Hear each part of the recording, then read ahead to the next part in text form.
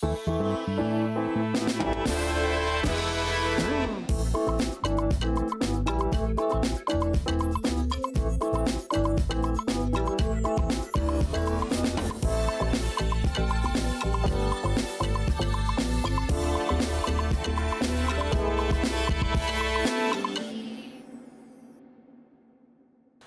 back to Amazing Women. We've covered some key strategies for improving communication. And now, let's dive into an often overlooked aspect, non-verbal communication.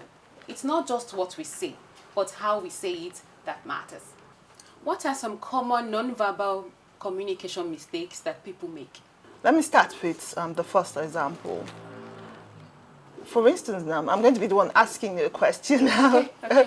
For instance, now, and you go to a date, and the person you're having a date with is pressing their phone. How do you feel? I feel he doesn't have my time. Or perhaps he's in a haste to leave. Okay, so that is one non-verbal communication. I feel this generation are so their phones are so important to them. You go on a date and you start pressing your phone. As a chef and a restaurateur, I believe that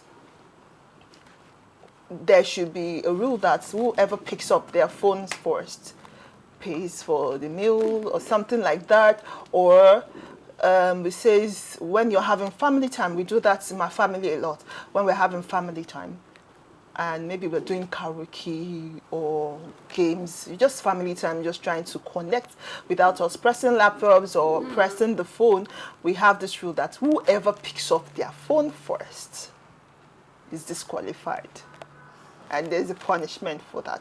It's because we are in a generation where people, even at home, the father comes home, he has nothing he contributes to the family than pressing the phone and watching the TV. Those are signs of, I do not care about you. It says, I do not care about you. I do not care about the family. I'm just being here because it is mandatory for me to be here.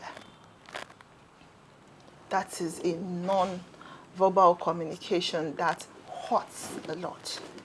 Another non-verbal communication is me talking to someone and you shrugging, like, means I don't care. It's very, very rude. Most of these non-verbal communications are, apart from the silent treatments, where you're being silent to make peace, or where you're being silent to make sure that there is no more conflicts, I feel all the non-verbal communications are very, very rude. But there are other non-verbal, sorry to say that, there are other non-verbal communications that, like when we were growing up, our mothers use body language to tell us, don't collect that money, don't eat that food, don't drink. It's like, those are non-verbal and I'm communicating. So those are not rude. I'm not talking about that. But the shrug, picking up the phone, not listening, they are rude and they hurt a lot. And I would implore that people refrain from doing that. I hope that those answered your question. That's insightful. Thank you, Mom. What advice would you give for communicating with someone who has completely different style or perspective from your own? Okay, you know that if you're not from the same tribe, your body language and your tone of saying some things differ from each other. And for a country like Nigeria that we have 256 different languages, we are diverse, but we are one, like our new national anthem says. But notwithstanding, it's key to make sure that you use all the techniques that I've mentioned earlier, like listening, empathizing. Empathizing doesn't mean No. Empathizing means putting someone in your own shoes. Like I said in Yoruba, fi oro shiro are wo. Try and understand that people are not coming from the same place you're coming from. They do not have the same value you had. And I have a mantra. I always tell people, people cannot give what they don't have. And it has helped me a lot.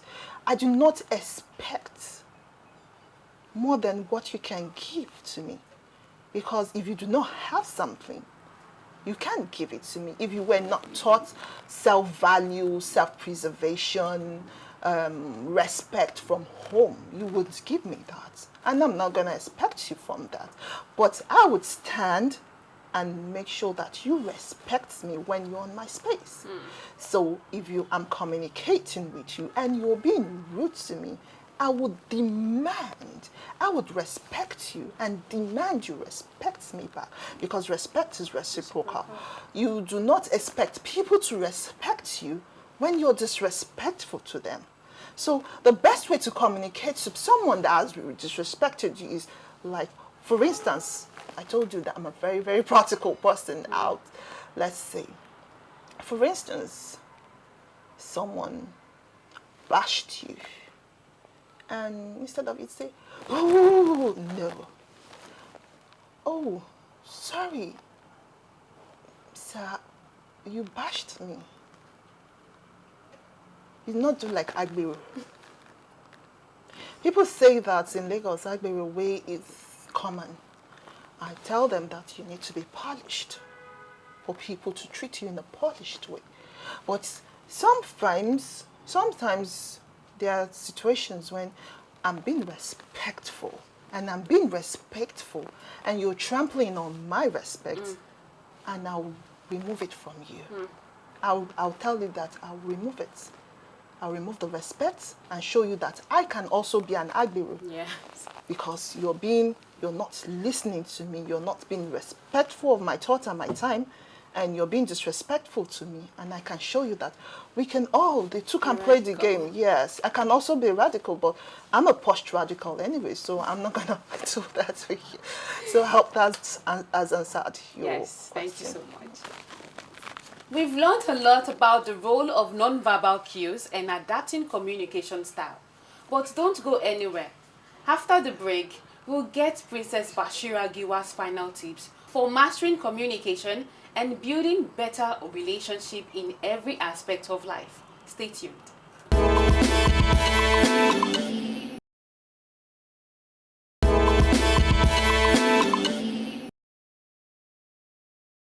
Welcome back to Amazing Women. We are wrapping up our discussion on effective communication, and we've covered so many ground, from workplace communication to building better relationships at home. Now let's hear Princess Bashira Giwa's final thoughts and tips on mastering communication skills. How can women create an environment that encourages open and honest communication both at workplace and at home? Okay, thank you, Adenike. Like I've mentioned before, having an open door policy at work and at home is very, very key. Because if your eyes are always up there and nobody can approach you to ask you questions, even if they get whatever instructions you give them wrong, there's not going to be a productive response or productivity at work. So my own key issue is have a open door policy, both at home and work. Are there resources, books or workshops you can recommend for women who want to become better effective communicator? I attended a conference and a training by FCMB once about emotional intelligence. I think emotional intelligence is very, very key and helps us communicate well.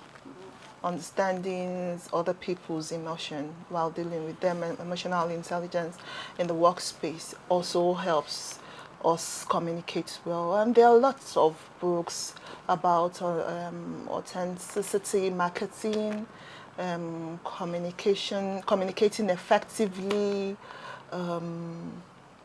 learning about their different love languages,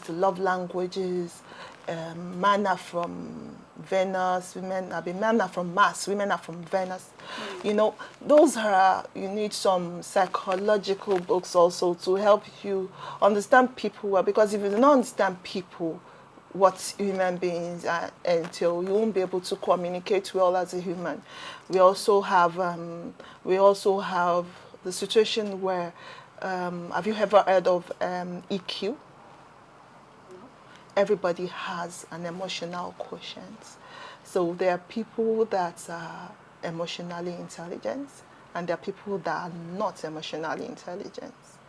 There are people that have high Q, means high quotient, and some people, it's not easy to find someone that has IQ and EQ together.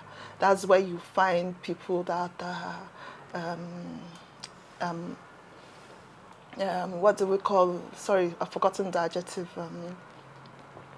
the interactive people and people that do not like to interact. I've forgotten the adjective we call it. There's a word for it, and there are people that are in between. I feel I'm in between. I'm not, extroverts and introverts. Okay. I'm neither an extrovert, I'm not an introvert. Yes, I'm ambivert, because I sometimes would talk.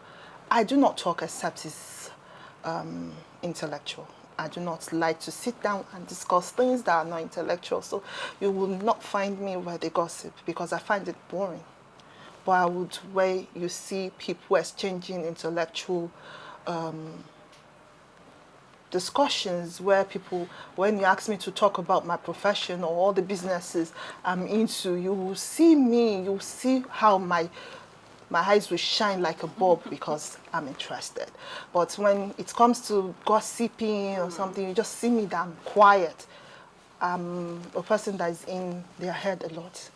And so I don't seem, sometimes I can wake up tomorrow and say I want to party. But that doesn't mean I like to be around people. I'm just in between. So I think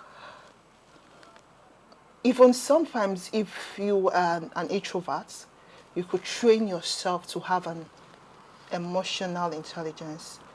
That means have empathy for other people. And I think everybody needs to be trained in emotional intelligence. It helps a lot. Thank you so much, Princess Bashira Giwa, for sharing your wisdom and tips with us today. You're welcome. Thank you so much. Thank you for having me. It's fun You're being welcome. here. Communication is truly the foundation of healthy relationships and successful careers. Thank you so much for being here, ma'am. From Amazing Women, we've got this token for you. Oh, thank you so much. Thank you, Amazon Woman, and thanks for having me. To our viewers, we hope today's episode has given you the tools and inspiration you need to communicate more effectively in your personal and professional lives. Whether it's having difficult conversations at work, improving communication with loved ones at home, or simply becoming a better listener, the skills we've discussed today can make all the difference. If you have any questions or you want to share your important communication experiences, feel free to connect with us on social media. We'd love to hear from you. Thank you for tuning in to Amazing Women, and we'll see you next time with more tips and strategies for today's modern women. Take care of yourself and keep communicating. Bye for now.